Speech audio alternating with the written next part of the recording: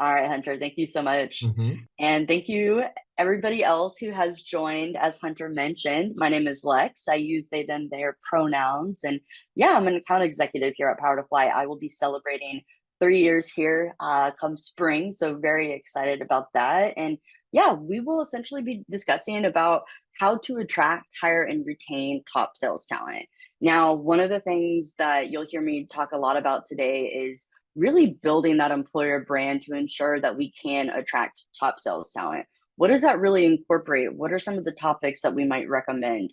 But also, as you're hiring, one of the things that we see as a DEIB partner when it comes to these three pillars is the retention piece. Retaining top sales talent is going to be very crucial to your business for various different ways that we will cover today. But that is essentially the topic for today. But feel free to drop any questions in the chat. I will be doing my best to answer some of those. But really quickly, also want to provide a little bit of context about myself and who I am. As someone who was born with a rare bone disease, I am a part of the disability community, and I'm also a part of the LGBTQIA community. Not only do I use they, them pronouns, I identify as non binary, but I'm also queer. So when we talk about all of the different things that can make someone a diverse talent or underrepresented, you'll hear me talk a lot about intersectionality. And essentially, what is intersectionality? Intersectionality is the acknowledgement that everyone has a unique experience to discrimination and oppression. So we must consider all of the things that make a person diverse. So for example, take my story and compare that to someone who's able-bodied in the LGBTQIA community. They're going to have a very different lived experience. So I mention that as an example because when we talk about your employees holistically, you'll be able to see how that intersectionality piece plays into the entire employee experience. Not only are you able to leverage intersectionality with your employer brand, either it may be some content pieces or events that you attend, but also as you hire people, this is going to come across with your job applications, the interview process, even. But then, of course, playing into that larger strategy to retain talent. What are some of the conversations you all need to be having, not only from a company wide perspective, but conversations that you should be having with your sales team? So, with all that being said, some of the things that Hunter had mentioned, and is, a lot of companies are missing this piece because we know that diverse sales teams can bring various perspectives and experiences to the table, which can lead to better problem solving and creativity and innovation. Diverse sales teams can also help companies better understand and connect with customers, either your customers be individuals, consumers, or businesses. They're going to be able to understand and connect with those customers from different backgrounds. And we'll talk a little bit more about that later. So pen that.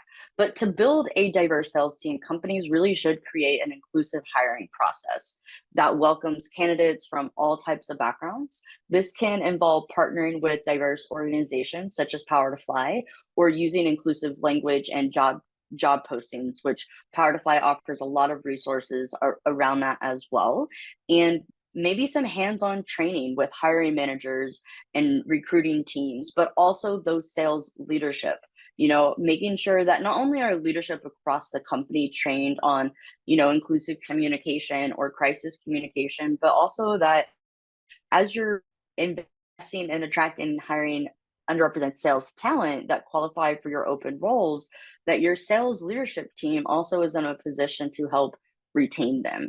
Are they really prioritizing DEI with their individual relationships with their employees or customers? Once you have a diverse sales team in place, it's essential to provide that ongoing training, as we had just mentioned. And these different types of trainings can help sales team better understand the impact of their words. I mentioned inclusive communication, crisis communication. Words can be very powerful during a sales process. And also the actions on others and how to create a more inclusive culture, making sure that you're holding people professionally accountable. This can also help sales team develop a deeper understanding of the needs and perspectives of customers from different backgrounds. I myself, working here at PowerToFly, we work with various different companies across different industries. So I need to make sure that I am up to date on what's happening in the financial industry, in the government sector, software development, and so forth. So really making sure that you build that diverse and inclusive sales team is essential for companies that want to stay competitive and connect to a broader range of customers. So with this being said, I would like to show a few slides to just kind of talk about how PowerToFly has worked with various different companies and to boost that sales employer brand of the company. What are some of the conversations that we're having? And if you want to follow along with me, I will drop the link here in the chat. And what I would like to do is share my screen here. If I can find the button, there it is. Now, if you happen to go to PowerToFly, or if you just type PowerToFly chat and learns in Google, it will actually pull up our page here. And feel free to search in the search bar, sales. So I did this prior to us presenting, but we have all kinds of results for our chat and learns when it comes to sales topics.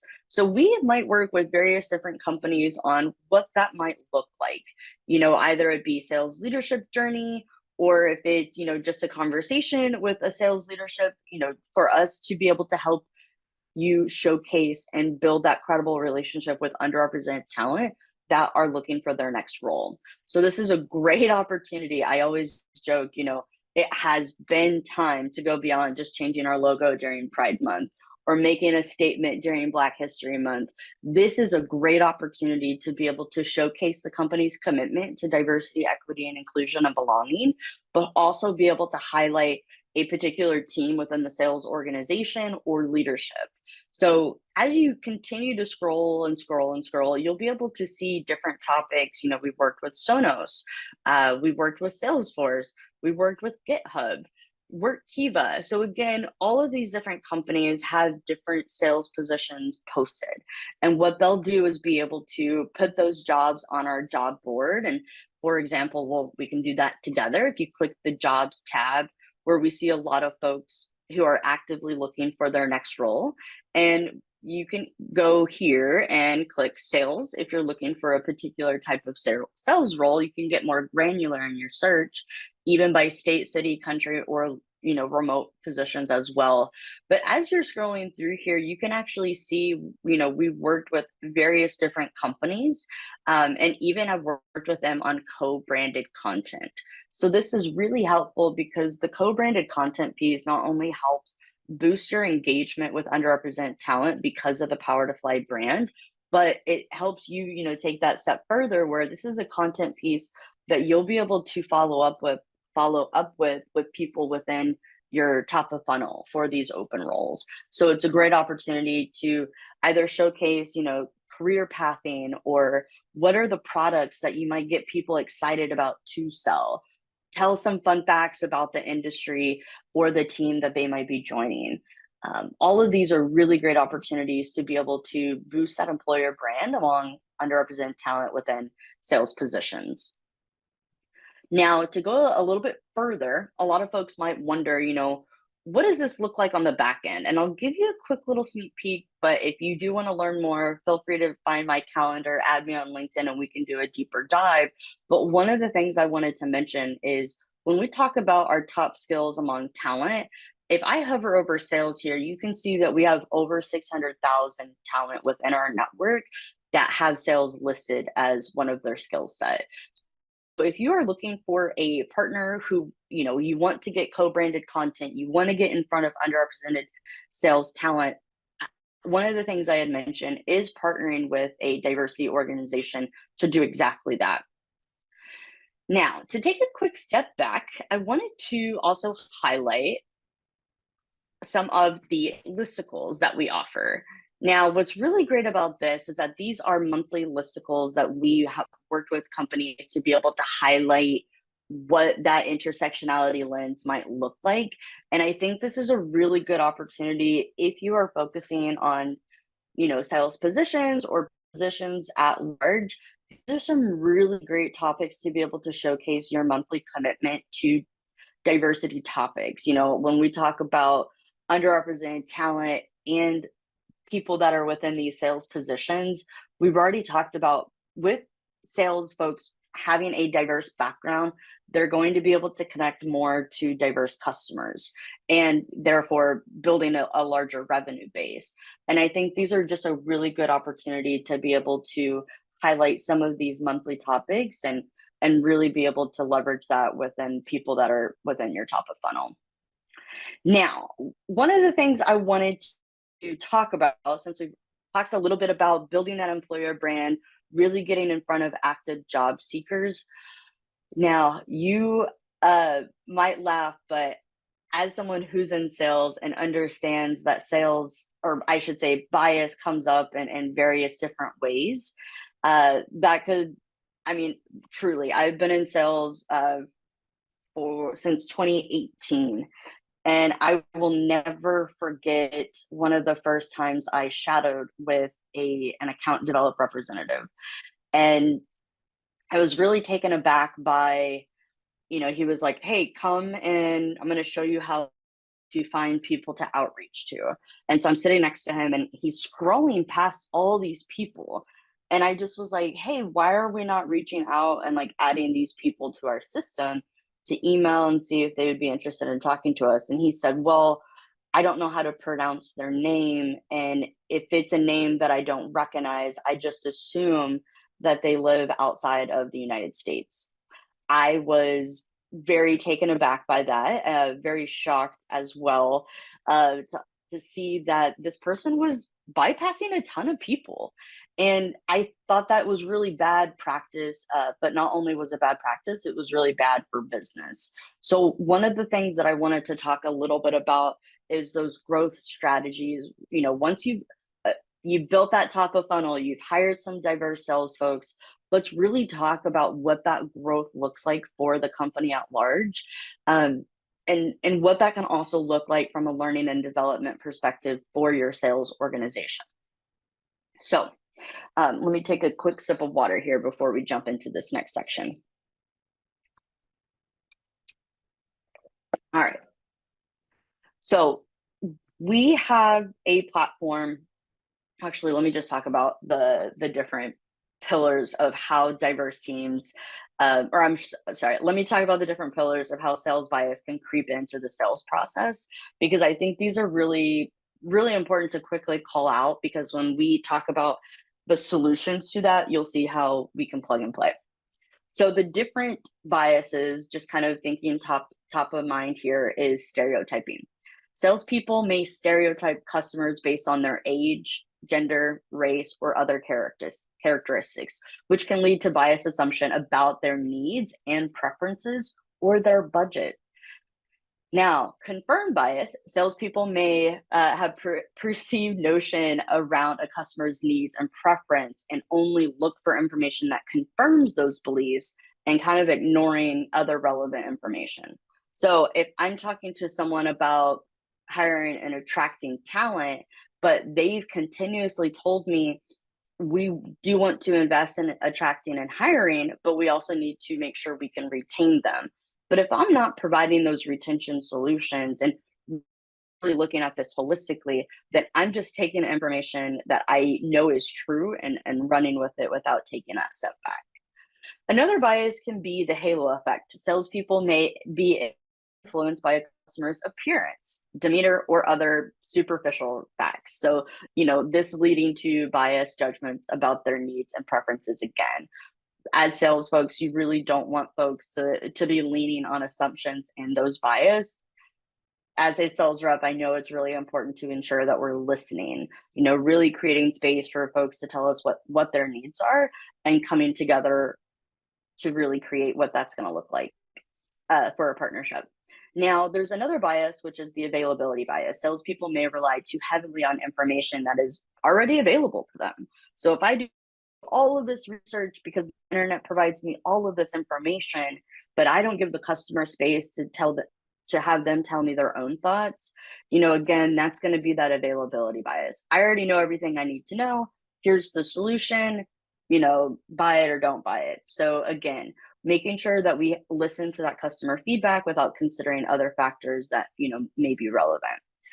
Another one might be similarity bias, which is very similar to that confirm bias, I would say. So salespeople may be likely to favor customers similar to them, either it be their background, personal interest, or characteristics leading to bias of treatment to other customers.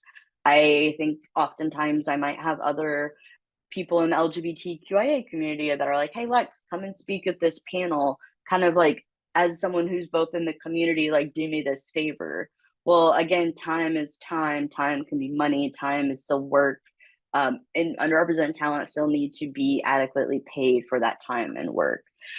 And again, salespeople need to be aware of these bias to be able to take those steps to mitigate them. And then also speaking out, holding people professionally accountable, those diverse perspectives, gathering a wide range of information and treating all customers fairly and equally is not only going to be great for their individual success, but also the organization and the company at large.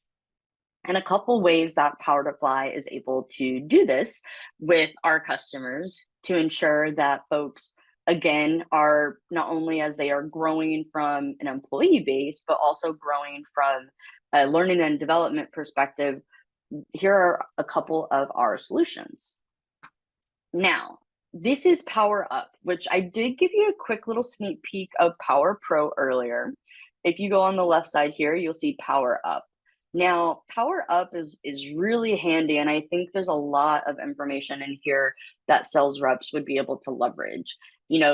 One, I'm actually in the process of completing science of mitigating bias at the moment, but I've completed crisis communication, and I have also, and there is inclusive communication, which I have not taken, will be. So there are, I think, a lot of good trainings in here where sales folks would be able to move through this at their own pace. Now, there are a lot of quick takes as well. What is intersectionality? Explaining the be and belonging. Not only, I think, is it important for companies and, people, organizations to help foster diversity, equity, inclusion, and belonging in the workplace, but I also think there's a certain level of responsibility on each department as well. So again, what is that intentional inclusion, including that B and DEIB? I think there's a lot of really good information in here that can be supportive for your sales team. Now, to kind of take a step back away from the platform, another couple options I think would be, more hands-on DEIB training.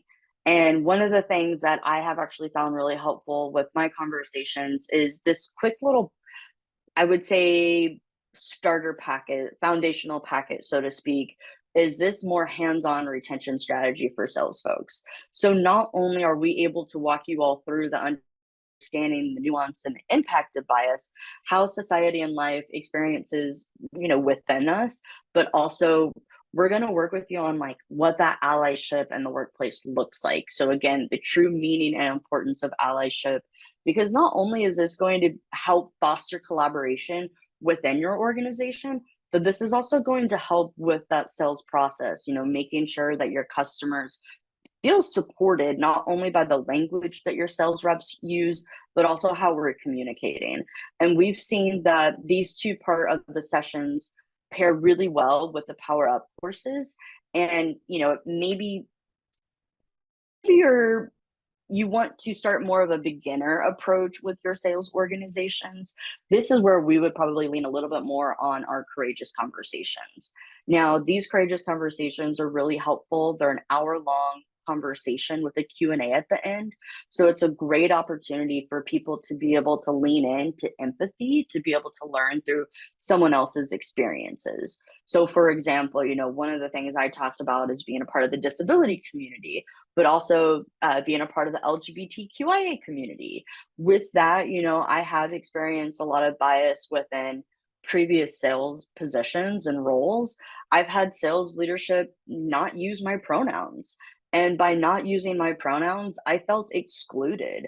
I felt like I didn't have a sense of belonging within that sales organization. And ultimately, it really did affect my work and it affected my customers. And work became very hard. Where 6 months prior to that, I was awarded Rookie of the Year award. So I just to give a personal example of how that sense of belonging can change drastically just by someone not showcasing their allyship to to me as an individual, let alone the whole LGBTQIA community by not using my pronouns. Because I am, a part of the disability community. I am six. I'm oh my gosh, I'm 4 feet tall and 6 inches, and I unfortunately have had VPs at previous companies straight up look at my boss and go, "Oh, you brought your son to work today." And I'm sitting here at a desk with 3 monitors, and immediately I'm like, I'm been an employee at this company for a while. I am not my boss's kid. I am somebody, who is at work and deserve that same kind of respect that you would offer to everybody. So I give my own little bit of a story because I think this is where courageous conversations can be very helpful to be able to have that fireside chat with a PowerToFly expert, but then a subject matter expert as well on a particular topic. And a couple of these topics can range from, we have Black History Month coming up in February. Do not wait till the last minute to be able to start those conversations. I think one of the things that has really stuck out to me at previous organizations was, again, the representation of your sales organization. If you do have various different representation within your sales organization, make sure you're not tokenizing those people for these conversations. Again, this is why I think it's really important to be able to have a third party like PowerToFly, who has a wealth of knowledge on these topics, but also a large speaker pool that we can pull from for these conversations. We've talked a lot about allyship today. So again, just wanted to be able to piggyback off of that, even if it was through a courageous conversation or one of our more hands-on training opportunities. And right after Black History Month, we have Women's History Month. Again, I think this is a great opportunity to highlight that intersectionality lens of maybe pulling a Black woman in sales and really talking about what that journey looks like. Again, so just wanted to provide a couple examples here of how PowerToFly works with companies to attract, hire, and retain underrepresented sales talent. But also some of the things that you might have pulled out of today's conversation is some things that you all might be able to do starting today is really just having those internal conversations, seeing where people within leadership positions fall on this knowledge base. And if they are having these conversations within those sales organizations, either it be through the interview process or during performance reviews, or just, weekly one-on-ones. So with all that being said, just want to kind of quickly reference a couple things. If you haven't already gone to the PowerToFly, or actually Google is the best. If you just go to Google and type in PowerToFly chat and learns, first one, and then you can type in sales here,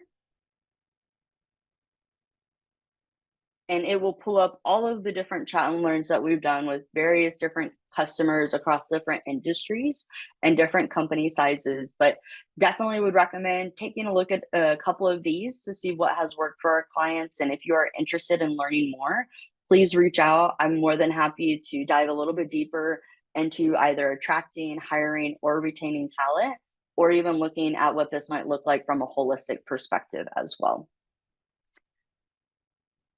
And wasn't sure if there were any questions. Let me take a look here. All right, I don't see any. Hey, Hunter. Hi, Lex. Thank you so much for walking us through that. And also, thank you for sharing your own personal experiences from sitting next to the person that was just flying past potential awesome people to connect with just because that person, it sounded like he wasn't informed. So he didn't know how to pronounce someone's name. And so he just made all these assumptions. And to us, that's like, oh my gosh, how could you possibly do that? But at the same time, there's just on the other side of it, that person needs education and they need some help. And there's other resources out there available to them that they had no idea. And then they're missing out on all of these amazing talents. Yeah, absolutely. And I think, that was so early on in my sales career Mm, where, coming from a nonprofit development background and talking about, DEAB topics just from a lived experience, but also from a professional, perspective, it was something I picked up really quickly where you might historically have heard about sales being very kind of cutthroat or favoritism or you got to kind of kiss butt to get promoted and so forth where or stepping on other people's toes. I mm, don't think that is the case, and I think more when people step back, especially those in leadership positions, to make sure that these are the conversations that they're having, I think it can be not only impactful from an individual performance perspective, but I truly do believe that sales leader will be able to see not only like will this help support those revenue goals, but it's going to support, diversifying those revenue streams as well. And I think again, like more you're prioritizing this in every practice throughout your company and really looking at different work like departments and organizations within that company, it's going to have a bigger impact rather than just trying to do this like blank checkbox across the company. Hey, we did our DEI, deed. Challenge every leadership within the department to dive deeper because I guarantee you, there is bias that is coming up throughout sales process, and I think it can just negatively impact, the company's brand, but also individual brands, because salespeople kind of have their own brand. But yeah, I just really appreciate being able to come out here and share my thoughts. yeah, it's so valuable. And I appreciate you, Lex, as always. And what you were talking about too is those biases all over the place. And a lot of them are unconscious biases as well. Sometimes there's, conscious, deliberate biases, but there's a lot of stuff that happens underneath the surface that, again, people are just unaware that they're even doing. Yeah, exactly. And knowledge is power in that sense, right? Right. You don't know what you don't know. Exactly. Well, super appreciate being here today. It's Wednesday, so I hope everybody has a great rest of their week. Thanks, Lex. You too. Bye. Bye now.